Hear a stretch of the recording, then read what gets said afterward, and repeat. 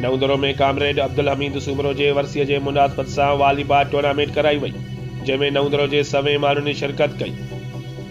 जीअं सिंध क़ौमी महाज़ जे बहादुर अॻवान शहीद बशीर खान कुरैशी जे वेझे साथी कामरेड अब्दुल हमीद सूमरो जी 8वीं वर्सीअ जे मौक़े ते नवंदरो में वॉलीबॉल टूर्नामेंट कराई वई। उन मौक़े ते वर्सी तक़रीब मुनक़िद कई वई। टूर्नामेंट में नवंदरो जे 20 टीमुनि हिसो वरितो।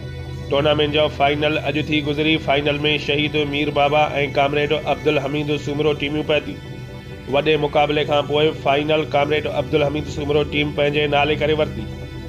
फाइनल जो हीरो आकिब मीरानी ऐं बेस्ट टूर्नामेंट नईम मीरानी खे करार ॾिनो वियो। रनर ट्रॉफी सिराज कोरेजो ऐं विनर ट्रॉफी अब्दुल सबूर सूमरो खे ॾिनी वई। फाइनल तक़रीब जी सदारत लियाकत अली मीरानी उर्फ माउदर कई। मेहमान ख़ास मोहम्मद आलम सूमरो ऐं एज़ाज़ी मेहमाननि में समाजी वर्कर मोहम्मद अनीस भुट्टो, दरिया खान सूमरो, कमरुद्दीन सूमरो, सुहेल अहमद बबलू सूमरो, सज्जाद मीरानी जिन हुआ। कामेटी ऐं स्टेट सेक्रेटरी जा फराइज़ अब्दुल मनान भुट्टो ऐं आजियानो कमरुद्दीन सूमरो पिणु पेश कयो। टूर्नामेंट जा ऑर्गेनाइज़र सज्जाद मीरानी, बबलू मीरानी, शकील मेमन, फरहान मंगी, सिद्दीक लाशारी, कामरान मीरानी, मुनीर मीरानी, अब्दुल सबूर सूमरो, सुल्तान चन्ना जन हुया।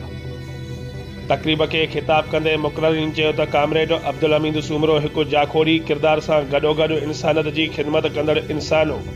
हू अॼु बि नवंदरो जे अवाम जी दिलनि में ज़िंदा आहे। तक़रीब में आयल सभिनी महिमाननि खे सिंध जी सक़ाफ़त टोपी ऐं अजरक जा तोहफ़ा पेश कया विया।